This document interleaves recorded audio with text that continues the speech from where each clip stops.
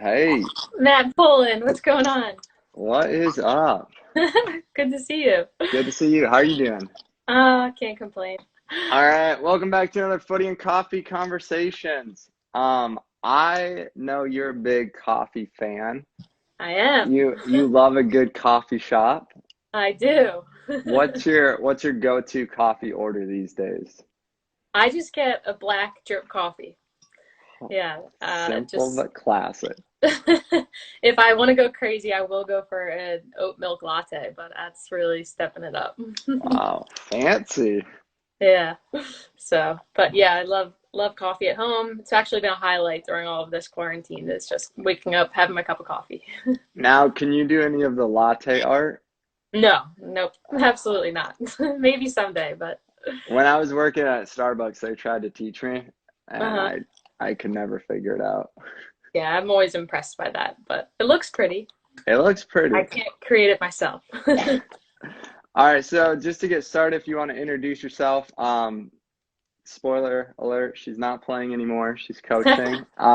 But say just what position you were when you were a player.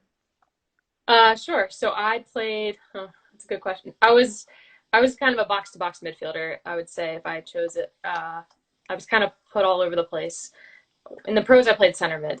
I had stints out wide, but mostly a six or an eight. Yeah, and your name is Maddy Evans for those who don't know. Oh, sorry. Yeesh, you have two I things thought to you just memorize. asked what position. My name is Maddy Evans. I'm from the Philadelphia area, Glenside, Pennsylvania.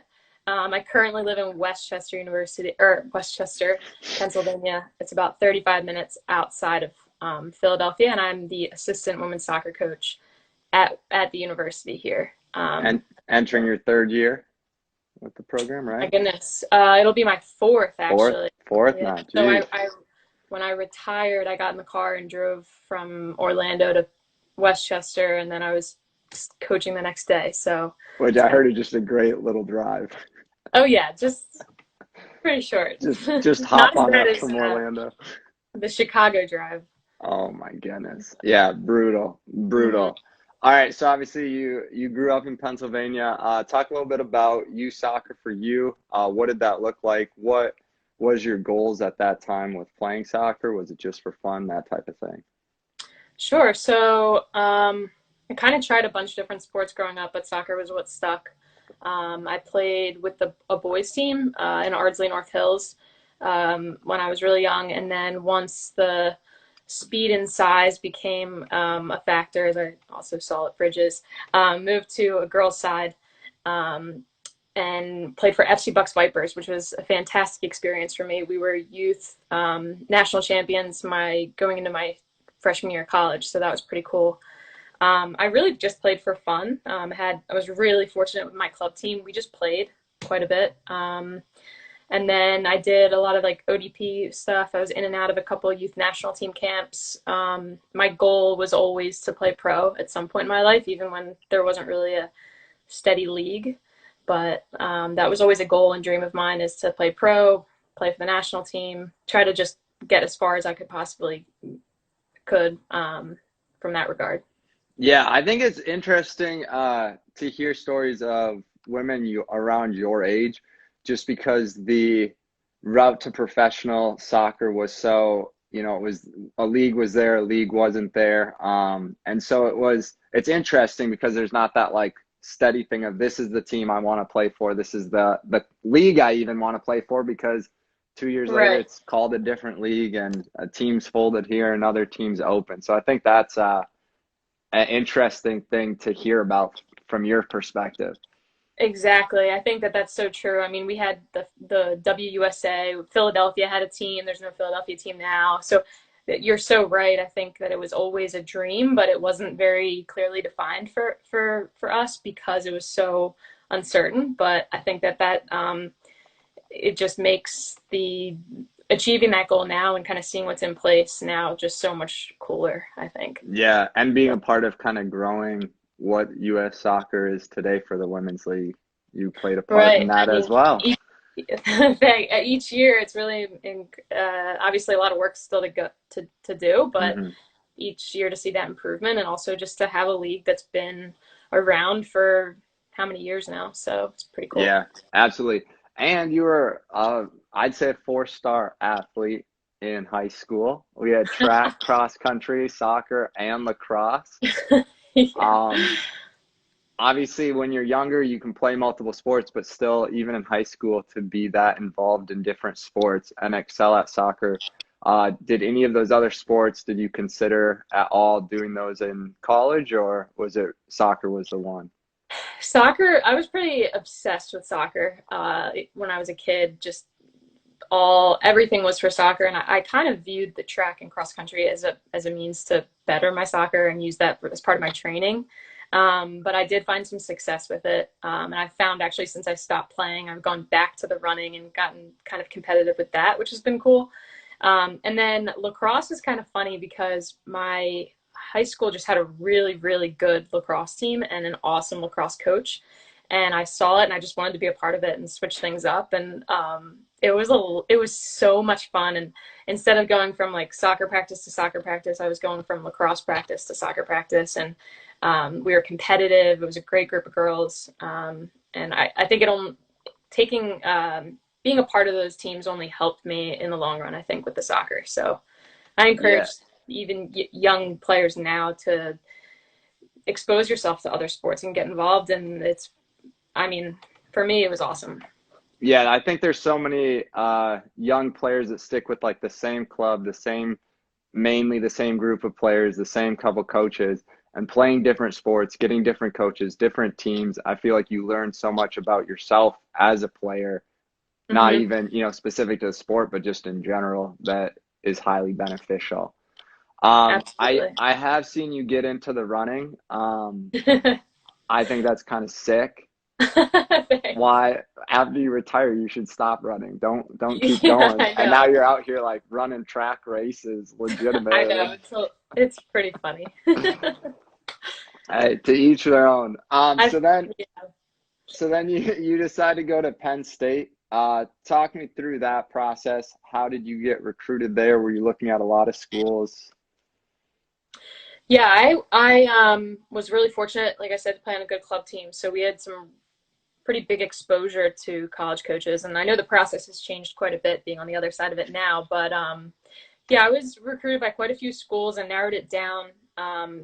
Growing up, it's kind of funny. I always said that UVA was my dream school. Don't ask me why, really, but it was. And then I always said, growing up as well, I was like, there's no way I'm going to Penn State University. Everyone I know goes to Penn State University, blah, blah, blah.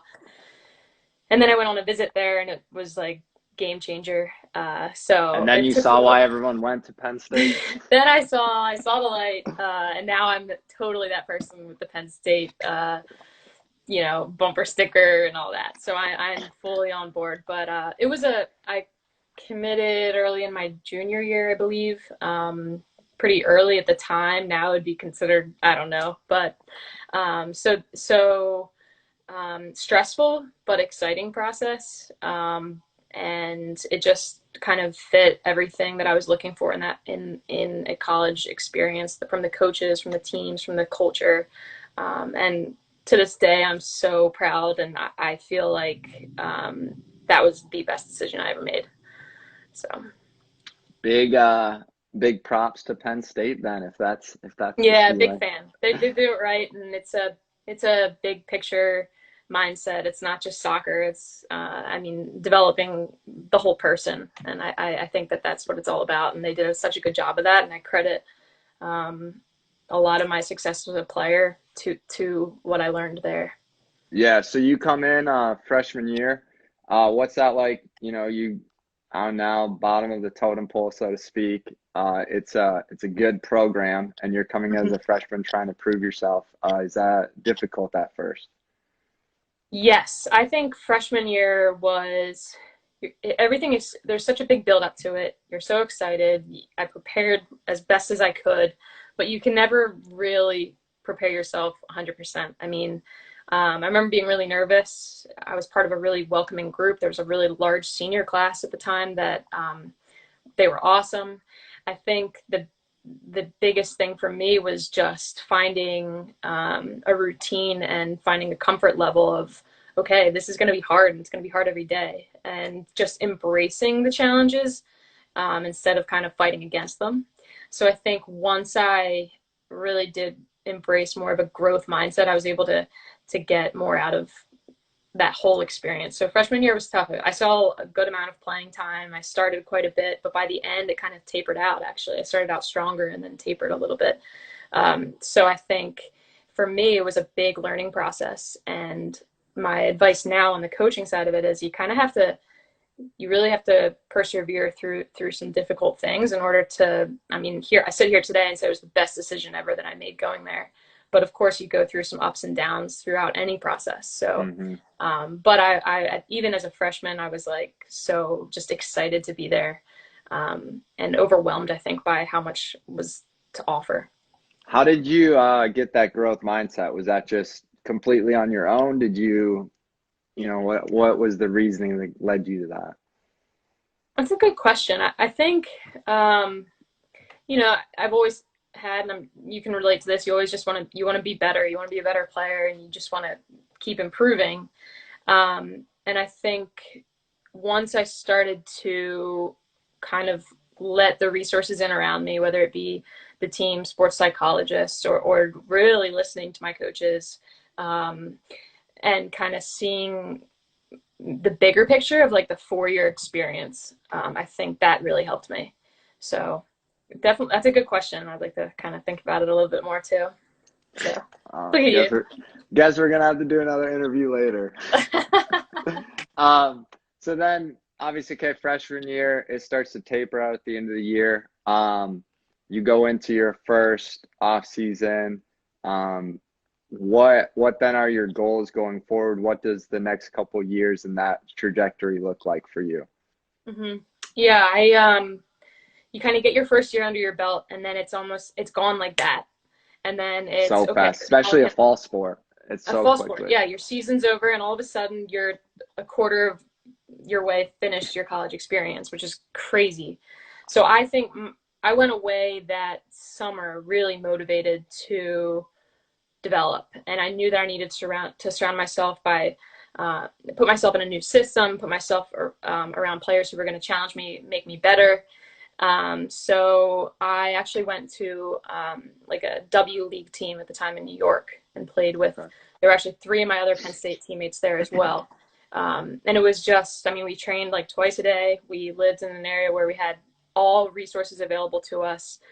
So I just kind of went all out that summer and made it a point to come back and be better. So Yeah, and since I've known you, being motivated to train has never been an issue for you. Sometimes it can be a little annoying how happy you are to be training and motivated, but I think that's a big reason why you had the success you had. Was that from young years? Were you always that just driven and enjoying the process, so to speak? even now I look back to playing pro and everything. I think the thing that I miss the most is training, is going out there with a team and team goals, individual goals, and just getting after it and trying to get a job done. So, yeah, I've always loved practice. I think I was the player who, like, if it was thunderstorming and practice got canceled, I was so mad. I just loved playing. I loved training. And like I said, even now, I think if I look back, that's what I miss the most. And just especially being a part of a team while you're doing that, who's kind of on a mission to complete something or achieve something. Training is definitely it. And I think for me, the off seasons were such an important time to just personally get better. And I found, okay, if I put an hour in every day at this, then I'm going to see results. So I think I was addicted to the results side of it and see, okay, I can get better with my left foot. I can do this. I can do that. So I think that was really addicting to me. Yeah. So by senior year, they name you captain. So clearly not just your on-field ability, but also your leadership has grown into that role. You guys have a lot of success. What is that like being the captain of such a successful college season? And also, at what point in the college career did professional soccer not just be a dream, but actually look like it could be a reality? Yeah, it was an honor to be named captain for sure. I mean, we had some really great leaders on that team my senior year across the board from freshman all the way up to my class. So definitely an honor and a responsibility. I think there's a lot of stock put into wearing that armband, but at any given day, I could say that many players on that team were really fantastic leaders and helped us with our success. And I think it was actually during my senior year where I was like, you know what, I want to go pro. And I actually changed around my whole academic schedule. I was supposed to student teach in Philly as an education major Wow. that spring. Changed it completely around to major in English so I could get a degree, and entered the draft. And while it had always been a dream of mine to play pro, I think with the new league out, it was just like, you know what, if I don't go for it right now, then I would kick myself pretty hard. So I went for it, and draft day came, and it was just it was so much fun. So I think that senior season, though, with Penn State was just such a kind of cherry on top of the whole college experience because it was we had some really challenging times as a team, and we persevered and ended up, yeah, we lost in the national championship game, but we played as many games as we could. We went to all the way pretty much. So Yeah, yeah, I wasn't gonna bring up that yeah, final it's game, but okay. It's like sweet that we got there, and I think one thing to answer your other question is in between my summers between my sophomore and junior and my junior and senior year, I trained with the Boston Breakers pro team at the time, and that environment was incredible. I mean, it was with, I think, some of the best players I've ever played with, under, and I was just a practice player, and I was just trying to stay afloat. I mean, these training sessions were they were so hard, but they made me so much better, and it made me realize, okay, I want to go for this. I want to try to be a part of this. So yeah, so then you end up getting drafted by Boston. yes, Did you have any idea that they were considering you? Obviously, you'd been training with them in the summer, but did you have an idea they would be drafting you? I was hoping. I didn't really know, and it kind of obviously had some familiarity just from being at their training sessions. I'd go to their games. So I thought if my best chance was with Boston for sure. And I just loved the city and I loved the people. So I was kind of hoping it went that way. So I was very, very happy that it did end up up that route. Yeah, and nice, it's fairly close to home still. Easier to catch games than some other places for the Yeah, family. not too bad. It was great, and I just love the city itself. So So then it's for I think a kind of interesting route after getting drafted to when you finally sign your contract with Boston. mhm. Um, what's it like when you finally sign your contract, when you put pen to paper that you are a professional athlete now? Yeah, I think one of the biggest misconceptions with the draft is you think, oh, I'm drafted, I've made it, I'm pro, and that's not always the case. It's more of like an invite to preseason for many people. So I think I went through that. When I finally got to sign the contract, it was actually pretty emotional because I was like, wow, this is pretty cool. It's a dream realized, something that I've always wanted. So putting pen to paper there was really special. At the time, I was living with a host family, and they were there with me. It was a lot of fun. But I think it was really exciting, but also motivating to really earn it and continue to keep that a reality because the next day it could be gone. So I think it was definitely motivating as well. Yeah. How's that first year in professional soccer? You go from so much success in the collegiate level the year before, but again, kind of like freshman year, you're starting bottom of the totem pole again. Yeah, that was, and the thing is, for me, that's when the growth mindset really became important because you're surrounded by better players. You're surrounded by players that are going to make you better if you allow it. And I don't think I ever would have gotten the contract if I had went in and not really had that mindset of, okay, get better every day and allow the players around me to make me better. So I was challenged, and I had my pro debut as an outside back, and I am not an outside back by any means. But at that time, you're just thankful for a minute here, for a minute there. But How my did it it go? was it oh I played well. I went in late in the second, or a couple minutes into a second half, and we were being beaten pretty bad. But it was exciting. It was actually at Sky Blue, so I had family there, which was really cool to have my parents in the stands for my first pro game and all that. So They probably see like the outside back getting subbed out and they're like, oh wow, coach is going to a three back, super aggressive. yeah, Wait, what is Maddy doing there? right back, which was interesting. But yeah, actually in Boston, I kind of was moved all over the place. Definitely a utility player at times. Played outside back, played the nine a couple of times just to press the center backs. Obviously center mid quite a bit, but outside as well. What's that like playing, so many different positions? I think obviously there's a positive and a negative to it. There's a positive, you're on the field, they view you as a utility player that they can put in many different roles, which means you have just a certain level of soccer IQ and technical ability to fit multiple positions. But I think it can be frustrating at times too because you don't really have a home on the field. And so when you're thinking about what to train, oh, am I working on receiving passes with a line on my back, or am I receiving with a defender on my back that I need to turn out of? Mm-hmm.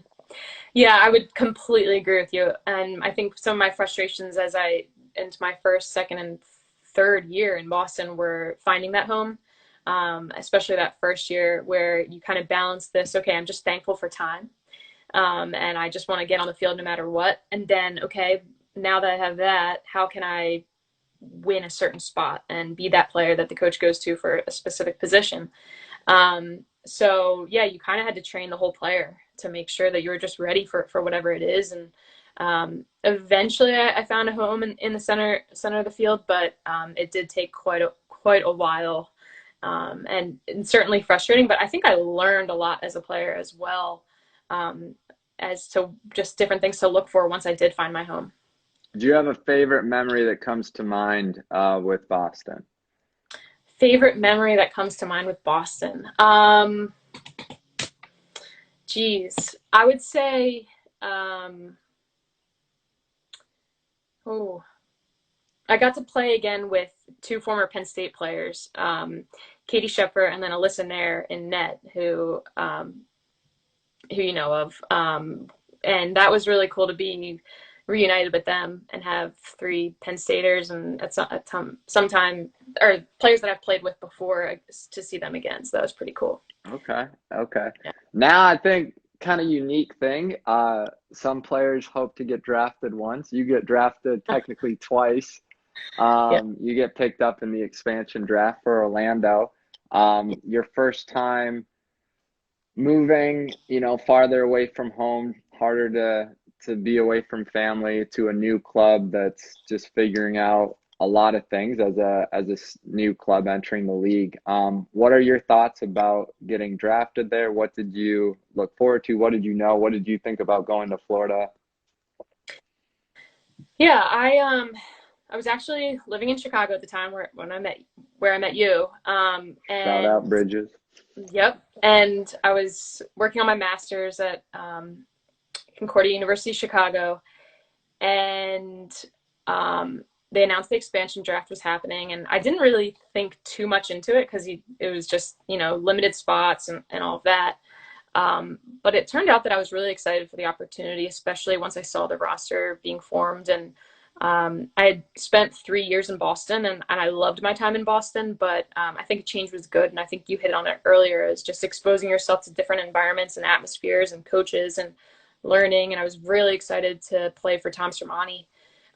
So I think for me, it was just it was a shock. First of all, I was like, oh my goodness, like I thought I was going to be in Boston for my whole career, honestly. And then all of a sudden I was packing my bags and head down to Orlando. So that was pretty cool. And it was such a professional environment as far as just the accommodations, the fields, being affiliated or associated with the men's program as well, definitely lent to that. So while it was kind of a shock, it was was exciting and motivating for me during an off season to really step it up even more. Yeah, and that's one thing, obviously, in conversations with you a lot too, is just how professional the Orlando Pride are, how well they take care of their women's team. Mhm. I think that's incredible. I think you guys have an awesome fan base down there. Mhm. What's it like now having to learn to play in the swamp that is Orlando in the summertime heat? Oof, I really struggled with it. I oof, I remember playing in Boston, and when we would play at Houston, and just I tell people this, like in the 60th minute, I just remember thinking like, oh my gosh, like I kind of want to be subbed off right now. I'm it's so hot. So now to prepare for that in Orlando mentally, I knew that that's what it was, especially training in freezing cold Chicago all off season. I knew that I was going to struggle with it. Fortunately, fitness has been a strength of mine as a player, so I kind of used that to my advantage. But I worked with our nutritionist extensively to kind of help me figure out what to drink and eat at certain times, because I would actually lose an insane amount of weight before and after a training session. So managing that was very difficult, but our trainings would get earlier. But then our games were like 4 o'clock in the afternoon. So, I mean, just staying hydrated and staying healthy was definitely a challenge, but it was a whole nother piece of that, being a professional and kind of using the resources around you, which was cool. Yeah, I mean, there's just so many things that like you don't even consider when you go to a new team, let alone Hmm. like the temperature and all being a factor in how you prepare for a game day to be ready for 90 minutes. Absolutely. So true. And that's, I think, what I think for me, and I learned it as I progressed as a college player, was just like the big picture of treating the game as a professional, like not just showing up and playing, but what are you doing 2 days prior? What are you doing a day prior? What are you doing leading up to the match? All of these little pieces that if you really tweak and focus on can impact you quite a bit. So that was definitely highlighted in Orlando for sure. Absolutely. I have a theory that the 90 minutes that a soccer game is doesn't determine what wins or loses the game. It's Mm-hmm. what you do that week, preparing how the team prepares, how you prepare, how you get mentally ready, and that 90 Mm-hmm. minutes is a byproduct of that preparedness. Absolutely. Could be wrong, but that's my theory. First Um, so match coming out. so then you're training in Orlando in the winter times.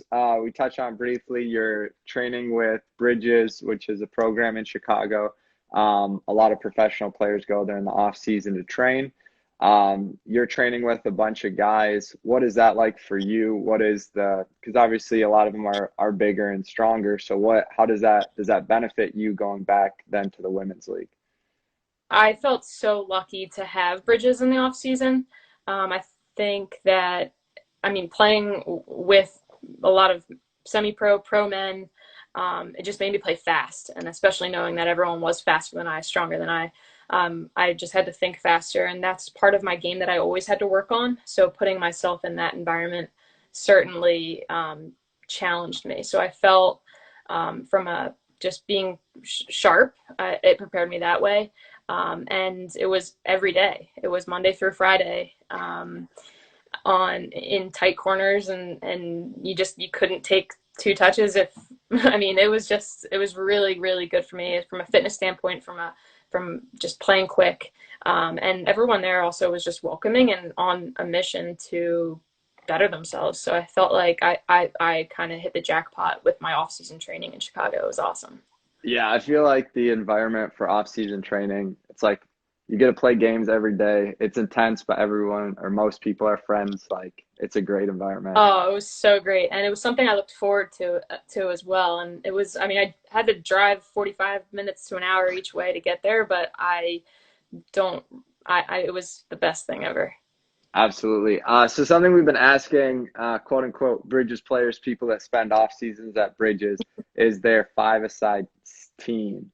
And we ask usually that they don't put themselves on. All right. If you want to have yourself on, I will allow it. Since It's we all since right. we were on the same team so much, you didn't maybe get to know such good players being stuck with people like me. All right. So I thought it was cool any given day you could be teammates with someone different, but I did find yourself kind of with some similar faces here and there. So, of course, Matt Poland, got to be on my dream team. Bold. I got to say Becca Roller, because she was my only other consistent girl who came, which was pretty cool. I loved playing with Ryan Ibarra. Just kind of all in, just fun to play with. Good for at least 1 meg on the boards a game. Oh, absolutely. And so deceiving. Like some of the things that he would do was awesome. And then I really enjoyed playing with Pat McMahon. I'm saying his last name correctly, I hope, but he just super technical, work rate like crazy. Felt like I could connect with it. It was just, I feel like between you, Ryan, Pat, Becca, and then, oh geez, that's 4. Sean Tosh. It was fun. Yeah. So many good players. I mean, that's such a good question. And it's fun to kind of think back to those days too. I like that. Yeah, no, I like the Pat McMahon one because at that time too, like he had a lot of success in his career. And for me being a younger guy, like some of the older guys would be pretty tough. And he was like the nicest guy ever, never complained. Yeah. And he was always cool. And I felt oftentimes in those 5v5s, obviously I was giving my all, but I felt a little overwhelmed at times. I was like, I didn't want to mess up. I didn't want these guys to think like, oh, I'm bringing the level down. I felt like a responsibility that I had to really kind of show up every day. And like you said, he was just super welcoming and such a good player that it was kind of cool to see someone so successful, so humble and modest, kind of just getting in and just working hard every day, which was cool. 100%. Yeah. Then you finally decide Bridges isn't good enough for you for the off season, and you decide to go to some terrible place for the winter, Australia. You go to Brisbane Roar. Yes. What was that decision? How did you make that decision? What was playing? Because now it's a different league. What was that like? Geez, so I'd finished my master's in Chicago, so but I did cross my mind just to go back to Chicago for the Bridges training. No joke, it was such a good environment. But the season before, even I had been trying to get a spot on one of the W League teams. It was the perfect league that kind of ran in the NWSL's off season. So fortunately, I had some good connections because we had a bunch of Australian players on my Orlando team who I became really good friends with, and worked out a contract with Brisbane, and it was great. I mean, you end up playing a full calendar year of games, so it's a little tough on the body, I have to say, but or at least it was for me. But it was such a fantastic experience. I had awesome teammates, awesome housemates. Some good competition. There's only 3 international spots per team, so it's pretty limited to as far as getting those spots. So when I saw the opportunity, I was like, I have to take it, and it was awesome. Yeah, I had a player last year from Australia, and he had a lot of different terminology they would use than American English. Do you remember any that stuck out to you as like funny or odd, the words they used?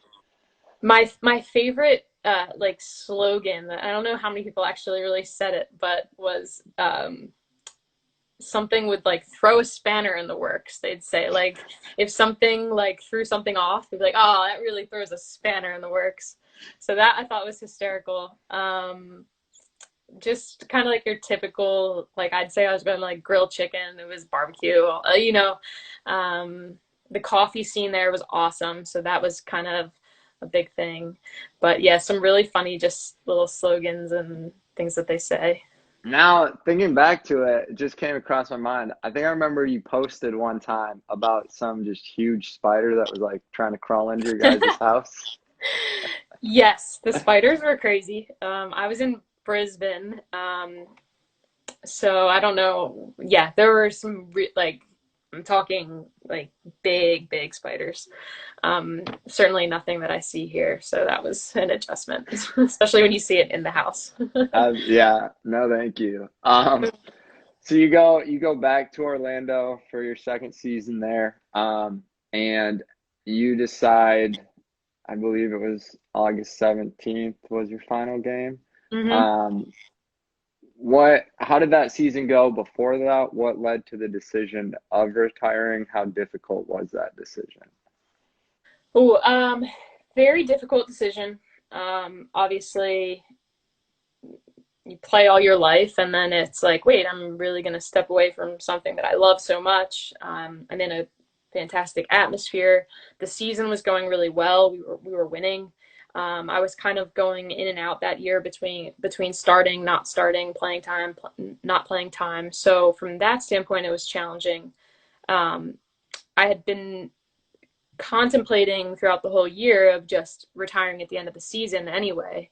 Um, because I have done had done 5 years long distance with my now husband. A lot of different factors, Hmm. of course, but the job was listed for Westchester University. My husband works in Westchester. It was almost like too perfect, Yeah. um, and I jumped on it and I talked to all the people closest to me, my best friends, my family, had a lot of conversations. Um, and then, of course, I started and played 90 minutes and played two really good games like right before I right after I had made my decision. So that made it even harder. I was like, oh man, I'm loving this. But it turned out to be the right call. If anything, the only thing that would have been better was if I could have timed it to be the end of the season. But those decisions are never easy. But looking at from where I am now, from since when I retired, I think it was a good call. Yeah, So. the first I don't know exactly because obviously my retirement went differently, being that I Mm-hmm. was kind of forced out. But I would imagine, you have the season you just were playing in Australia, then you're playing in the U.S. You've been going, going, going. Then you jump right into the fall season for the college, and then it gets to preseason time the next spring, and for the first time in as many years as you can remember, you're not involved in that. I would imagine that to me would probably be the hardest time to retire, or like the mental process of finally accepting like you're not a player anymore. Yeah, I think so. I was kind of on this big high from retiring. It was like such a great last game, and everything was going great, really.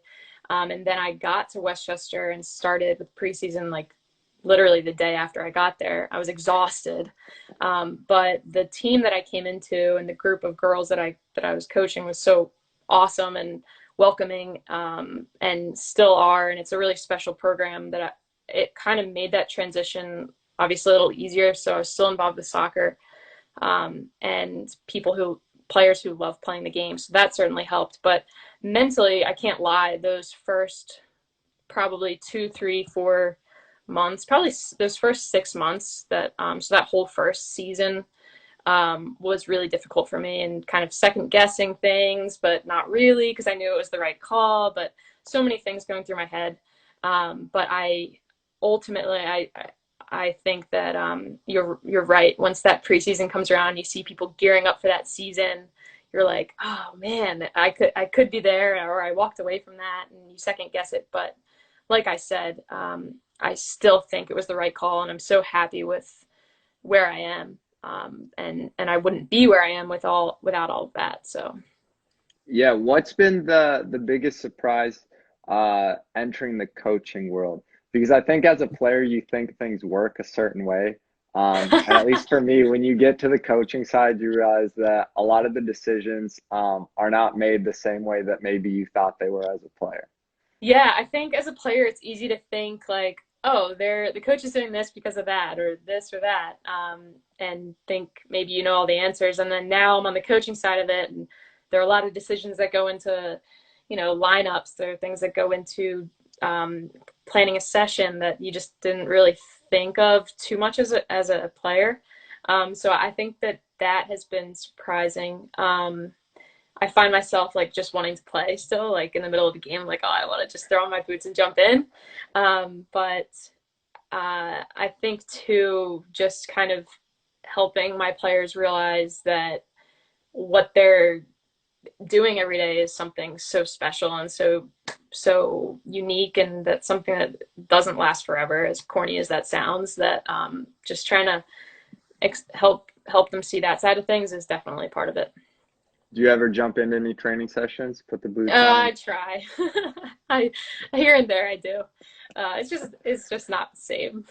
Yeah, it's not the same, and your body feels it more the next day. Yeah, it's a little different, but it's neat. I think regardless of what level you coach, what age you coach, like anything, the common ground is playing the game, and you're trying to learn the game and get better at the game. So I've found a lot of fun in that, and I'm fortunate to work with an awesome group. Go Rams. Have you ever had the experience? Because for me, it's like when you're coaching, you you have to be a student of the game. Hmm. Um, Sometimes playing, there's so many other things you have to worry about with just getting your body ready and all of that. That yes, you learn, but it's not the same amount that you learn as a coach. And then it's like, man, if I knew this when I was a player, I would have been such a better player. Oh my goodness, it's so true. It's so true. I completely agree. And you're like, wow, I wish I kind of thought about this or that, and now you're like, dang, it's a little late, but One comeback season. yeah, right. If Philly could made a team, you bet I'd be there. I'll call him up and see. All right. Um, so obviously you move on. You're coaching now. Was coaching something that you had dreamed about doing at a younger age when you were done playing, or how did coaching become your passion? Um, Honestly, it was never really like a goal of mine to be a coach. Though for a long time I've wanted to be an educator. I wanted to teach. I'm also an adjunct at West Chester University, so I teach two classes. I'm really passionate about leadership and leadership development, so I do some of that as well. Um, so I think it was kind of, it all feeds each other. So I think the best coaches are teachers, who are actually teaching the game and not just telling people what to do. So I think it definitely complements each other. And the more I learn from the teaching side, the better coach I hope to become. And the more I learn from the coaching side, better teacher I hope to become. So, but I have found that I love it. I really do love coaching.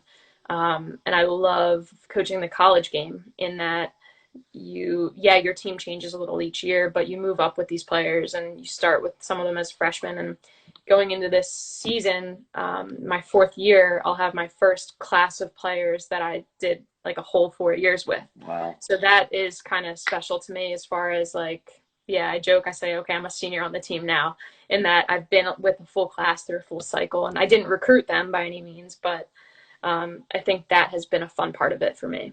Absolutely. Yeah, no, I agree 100%. I mean, I think coaching is exactly that. It's teaching. It's just on the field instead in the classroom. Hmm. So couldn't agree more with that. Hmm. Um, Now you are, I don't know if you refer to it, but quote unquote dog mom. Got a dog you really Oh, enjoy. We God. see it on see it on social media a lot. So Yeah, just sorry. just no, that's fine. But I'm just giving you a space just briefly to talk about Otto the dog and share a little bit about him. When I retired, it was this like set in my mind, I'm getting a dog. So, and it was actually kind of when I was going through that, like struggling a little bit with everything, and we got Otto, and yeah, I'm slightly obsessed with him, and I post way too many photos shamelessly, but he's pretty awesome. I'll be sure to throw up a photo of him on it so we can all appreciate Love it. his great face in the photos. Um, now you had a long professional career. 5 years is a long time. Now you've been, as you just said, your fourth year of coaching. So you have had a lot of time playing, now quite a few years coaching. Looking back, if you could go back to 15-year-old self, what would be the biggest advice you would give yourself? Um, I would say, and probably the coach and me talking, I think I would say watch more soccer. Um, Especially with just now how much soccer there is to watch, and how much there's to learn from it. I don't think I was always setting these goals for myself as a player, and trying to better myself, but it was always everything was always with the ball, and which was great. But I think there's so much more from the mental side, from the soccer IQ side, to learn and better yourself from a more well-rounded standpoint. So I think that watch the game more, do some more mental strength training, some more focus on maybe some sports psychology stuff, and just build that side of the game as well. So, like I said, I think I focus so much on just spending time with the ball, which is great, but expand that a little bit more. Yeah, one fear I have with, because I agree, I think a lot of players don't watch enough soccer, but I Mm-hmm. think a fear for me, at least that I've seen in the off seasons, in Florida, I coach a high school team, Mm-hmm. and I tell them to watch soccer, and then sometimes give them homework to watch them. Then I Mm-hmm. ask them what they watch, and it's like name our highlights. And I think, especially the younger generation, everything is like they just want the highlight of something. And so they watch these like one in a million tricks, and then they think that's what they need to do every time, not even realizing that Neymar doesn't even do that the majority of the time when he receives the Right. ball. And so I think that though can be a dangerous thing. I don't know the way around it, because obviously watching soccer is better than not watching it. But Mm-hmm. the good defensive movement and the tackle isn't as beautiful as the bicycle kick. I don't Mm-hmm. I don't know how to solve that. I don't know what my point is with that. Just an observation. No, I completely agree, and I think if you watch with a critical eye, I think is the biggest thing. Is okay, if I'm a six, what is the holding midfielder doing? How are they checking their shoulders? All just kind of focusing in on maybe one or two things that if you watch a big game you might not really see, but if you watch more critically. But again, things that I definitely didn't do as a player, but if I had to give myself some advice, it would certainly be that. I think they made a movie with Zidane where they had like all these different cameras just filming him, and so the whole game is just his movements. Which, Wow. if they had that for every position, how incredible would that be? Right. That'd be cool. Um, so we were talking earlier, you growing up and women's soccer was professional women's soccer was kind of up and down. Leagues were coming and going. Now you had 5 years. The league is growing. It's stronger. Now you're in the coaching ranks. What do you think the biggest factors are that has allowed women's soccer its continuing growth? I think it's players in the game who are committed to growing the leagues and committing. Obviously, you see tons of young players playing, but you see a lot of take the women's professional league right now, for example, and look at any given roster. You'll see a lot of, I guess, what you would call me when I played was a league player, or you're not on a national team, you're not an international player, you are just you're on the team. Hmm. And players like that who kind of make up the meat of a given team, but also are part of growing that league and staying with it. So, and I think a lot of fans and people who are invested in wanting to see just women's sports in general grow. So, um, and also just exposing yourself to it. I know my dad is a great example. He was always surrounded by good men's soccer growing up, and now he's this huge women's soccer fan. Yeah, because he had to come and watch me play for hours on end, but to recognize the value in the sport, from our side is part of it as well. So, but a lot of people who are just committed to really, playing on a very limited contract to for the love of the game, as cliched as that is, but really that's what it is, and doing it so 10 years from now the players who go pro are in a better environment, and hopefully continue to see it grow because it has grown so much, and the opportunity that we do have now is huge. You can't look past that. Absolutely. Yeah. And I think, that's something that I have a lot of respect for players like you is, obviously if you're a national team player, the salaries are much higher, and the sponsorship and that type of thing. So it's an easier decision to continue to play in the league if you're just a league player, especially now, what, 2013, so 7 years ago, that's a lot harder to stay in the league and continue to play when the salaries and contracts aren't so good. At the Mhm. same time, important that players like you kind of paved the way, laid the foundation so that it continues every year, hopefully, to improve salary wise and environment wise of, same stadiums and everything as the men's game. So I respect that a lot. Thanks. So, it's fun. So, and it's fun to see it grow as well. Yeah. A question I like to ask people is what is your, or was, I guess more so, but what was your why for playing soccer? What was at the heart of that fuel and passion to go all those years? I just loved it. Like I found at the end of a given training session, at the end of a given game, I just felt so refreshed, and I just felt kind of like I tapped into earlier. I just always wanted to get better, and so I think the opportunities I was given, it was so hard to walk away from because I just loved playing so much, whether it be a 5v5 at training or playing in front of 15,000 fans. I really just found a lot of joy from the game, and that isn't necessarily replicated in coaching per se, but actually just playing and being creative with friends and being creative with teammates, trying to win. I'm very competitive, so I think that was a big why as well, and just competitive with myself probably more than anything, trying to to see how far I could take things. Very cool, very cool. Have you been out longboarding at all during this time? I have been out longboarding quite a bit. It's been a nice escape. I think those are my favorite videos, is the longboarding, like with the sunset in the background. Yeah, it's not as many great places around where I live now as like say Orlando or Australia, but definitely can find them if I look.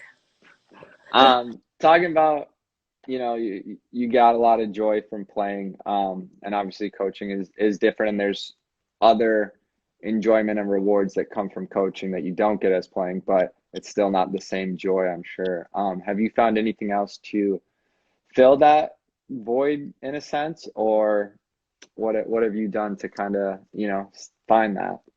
Um, so I think that's where the crazy runner in me comes out a little bit. I think when I did retire, um, I was a little bit lost as far as like when you're playing, you get up, you get ready to train, you go train, and then you might lift later in the day. You go through that cycle, and I think once that stopped, especially so abruptly, I was a little lost as far as like, oh, do I go out on a jog? Do I go? There was just something missing. So eventually, I found a really cool running group here in Westchester, kind of out of the Westchester running store here, and I have found a fantastic group of men and women that I run with. And that competitive side of me, I've been training and racing for a little while. To I race a mile, so I think for me it's doing those track workouts, getting in a routine of okay, this week I have to do this, this, and this. Hold myself accountable with diet, hydrate, all that stuff, so I could kind of take some of that out of what I learned as a soccer player, and now I take it to running. So that has been it for me. And runners usually have a later career when they hit their peak. So, maybe Who maybe a knows? professional runner at some point. It's been a lot of fun, and I have some good people around me. So, and it hurts, but it's good. Yeah, I don't, that doesn't sound like fun to me at all, but I'll have to take your word for it. At least I was always like, if I'm done, I was like, oh, I'd get into triathlons because at least then it's Okay. not, because I just get bored with just the running. But Right. I swam in high school and everything, so it's like Okay. that adds a little bit to it. But There you go. Switch it up a little bit. the knee can handle the swimming, not really the running. Right. Yeah. So maybe I'll just have to be a swimmer now or something. There you go. All right. Well, I appreciate you taking time to share your story. I just have the most respect for you as a player. I enjoyed getting to train with you. Positive attitude every day and worked hard. You were one of my favorite training partners. So it was definitely sad when you stopped coming to Bridges, just because you don't find a lot of professional athletes that are so positive, so willing to work hard, and don't complain about things. So very, very proud of your career and excited to see you now coaching and sharing your love of the game to the next generation. Thanks, Matt, and thanks for doing this. And I could say the same back to you as far as training. So, Don't lie. really fun to follow your career now on the coaching side. And I think players who get to play for you are damn lucky. So I tell them that every day. So great to catch up, and thanks for interviewing so many cool people. It's been fun. absolutely. Have a good night. All right, you too. Bye.